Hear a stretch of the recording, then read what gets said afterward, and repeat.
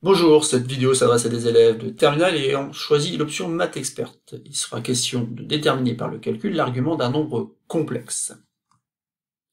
Donc l'énoncé est le suivant, il faut déterminer un argument pour chacun des nombres qui sont présentés ici, donc il y en a 5, et à chaque fois donc il faudra trouver l'argument du nombre z, ou plutôt un argument, puisque bien sûr il y en a une infinité. Et pour faire cet exercice, on pourra utiliser la propriété suivante, qui dit que pour tout complexe non nul z, qui s'écrit donc x plus y, où x et y sont des réels, représentant justement la partie réelle et la partie imaginaire.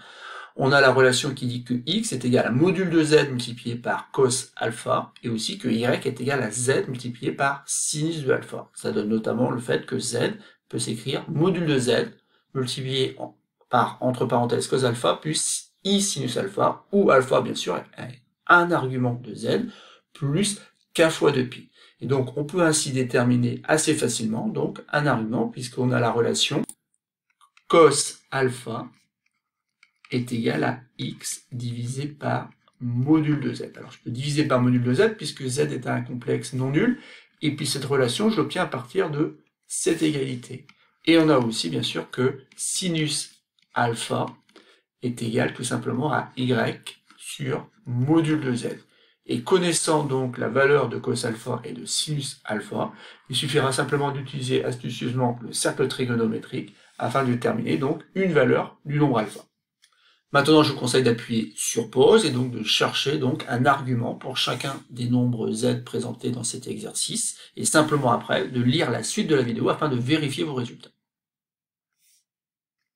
Passons donc maintenant à la correction de cet exercice. Alors de quoi a-t-on besoin pour utiliser la relation cos alpha est égal à x sur module de z? On a besoin du module de z. Donc première étape, ici, on va calculer donc le module de z. Alors le module de z, on se rappelle, est donné par la formule qui dit que c'est x au carré. X c'est la partie réelle, donc ça fait 3 demi au carré, plus la partie imaginaire élevée au carré. Et la partie imaginaire, ici, c'est moins 3 racine carrée de 3 sur 2, et donc que j'élève au carré. Bon, je continue mon calcul, donc 3 demi au carré, pas trop compliqué, ça fait 9 quarts. Compliqué un petit peu après avec moins 3 racine carrée de 3 sur 2, au dénominateur ça fait 4, et au numérateur, ça fait 3 au carré, 9. 9 multiplié par 3, puisqu'en effet, racine carrée de 3 au carré, ça donne 3. Donc 9 fois 3, 27. On obtient donc que ça fait racine carrée de 36 quarts. Bon, racine carrée de 36 quarts, c'est pas très compliqué, ça fait tout simplement 6 demi, ou encore 3.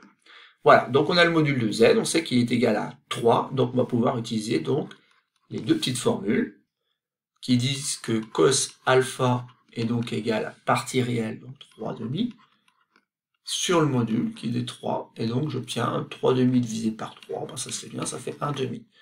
Et dans le même temps, sinus alpha est égal donc à 3 moins 3 racine carrée de 3 sur 2, divisé par 3. Bon, ben ça, si je vois pas combien ça fait, je peux écrire que c'est moins 3 racine carrée de 3 sur 2 multiplié par 1 tiers. Et en simplifiant ici, j'obtiens moins racine carrée de 3 sur 2. Donc il va falloir trouver maintenant un nombre alpha, qui vérifie que cos alpha est égal à 1 demi, et sinus alpha est égal à moins racine carrée de 3 sur 2. Alors pour cela, on s'aide du cercle trigonométrique, donc j'aimerais trouver finalement un point M du cercle, d'abscisse 1 demi, et tel que son égal à moins racine carrée de 3 sur 2. Bon, ben, moins 3 racine carrée de 3 sur 2, c'est là. Donc j'ai 1 demi pour l'abscisse, moins racine carrée de 3 sur 2 ici. Et donc il ne me reste plus qu'à savoir quelle est la valeur que représente donc ce fameux point M de coordonnées 1 demi moins racine carrée de 3 sur 2. Et bien vous devez savoir que tout simplement ici on a une valeur qui est pi sur 3, et donc si je représente le symétrique par rapport à l'axe des abscisses, ça va représenter tout simplement moins pi sur 3. Et donc à l'aide du cercle trigonométrique, on trouve que alpha est égal à moins pi sur 3. Ou encore que l'argument de z, ou plutôt un argument de z, c'est moins pi sur 3. Il y en a d'autres, puisqu'il suffirait simplement d'en rajouter k fois 2pi avec k appartenant à z. Passons maintenant au petit b. Alors justement, dans le petit b, est-ce qu'on a réellement besoin de faire tous ces calculs-là? Pas forcément, puisqu'en fait, ici, on voit que z n'est rien d'autre qu'un imaginaire pur, avec la partie imaginaire ici qui est positive. Donc, on sait par le biais d'une propriété qui est pas très compliquée que argument de z est égal à pi sur 2. Un argument du nombre z, donc c'est pi sur 2, car cet i est un imaginaire pur avec partie imaginaire de z, donc justement strictement plus grande que 0. On peut passer maintenant au petit c. Et cette fois-ci, donc, va falloir revenir au calcul qu'on a fait au petit a, puisqu'en fait ici, bon bah c'est un nombre complexe z qui n'est ni réel ni imaginaire pur. Donc va falloir calculer donc le module de z.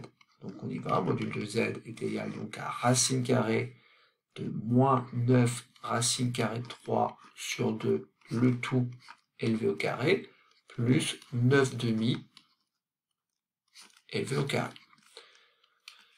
Bon, bah on y va alors, donc du coup ça fait au dénominateur 4, et au numérateur, donc ça fait 81, puisque moins 9 élevé au carré, ça fait 81, multiplié par 3, ça fait 243, plus 81 quart, ce qui fait donc racine carrée de 324 quarts.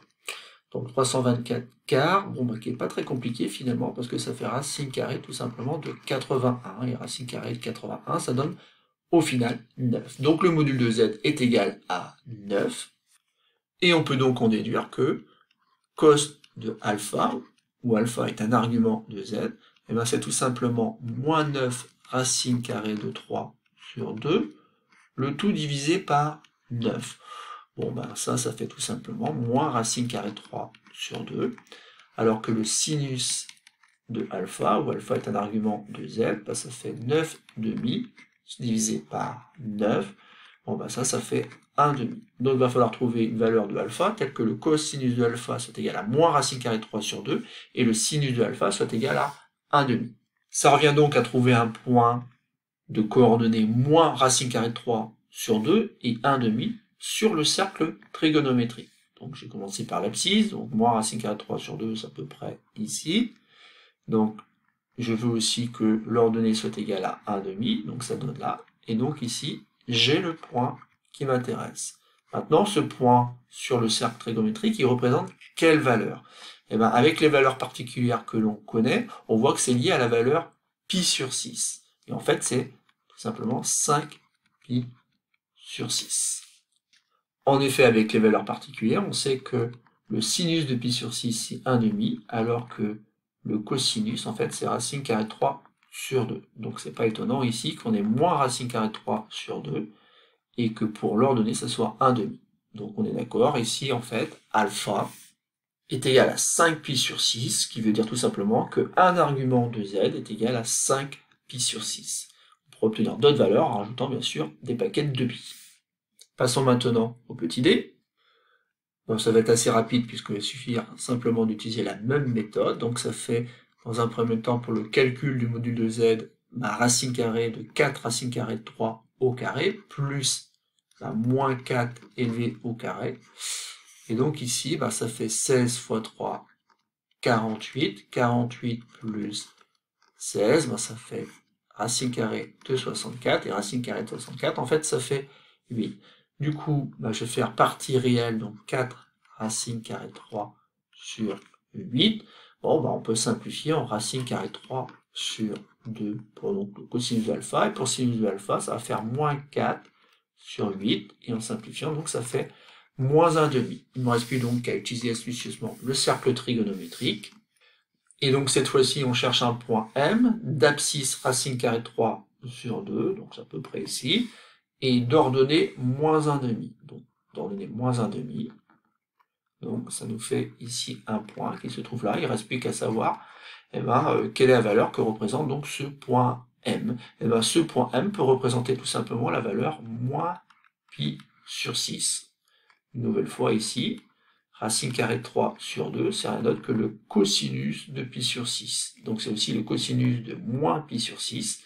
Et on sait que le sinus de pi sur 6, c'est 1,5. Donc le sinus de moins pi sur 6, d'après le cercle trigonométrique, donc c'est moins 1,5. Et donc, on vient de trouver une valeur pour alpha, qui est moins pi sur 6. Et on en dit donc qu'un argument de z, c'est tout simplement moins pi sur 6. Et passons enfin donc à la dernière consigne, cette fois-ci avec z qui est égal à 7 racine carrée de 3 sur 2 moins 7,5 de i. On continue de calculer donc le module de z, donc ça fait 7 racine carrée de 3 sur 2 élevé au carré, plus moins 7,5 élevé au carré. Donc ici ça fait d'écart, et puis ça fait donc 7 au carré, 49, 49 fois 3, donc ça fait 147 quarts. Plus ici, bah, ça fait 49 quarts, il ne reste plus qu'à ajouter tout ça, donc ça fait des quarts, et au numérateur, donc ça fait 196. Donc 196 quarts, ou encore finalement 49, donc ça fait racine carrée de 49 qui donne 7.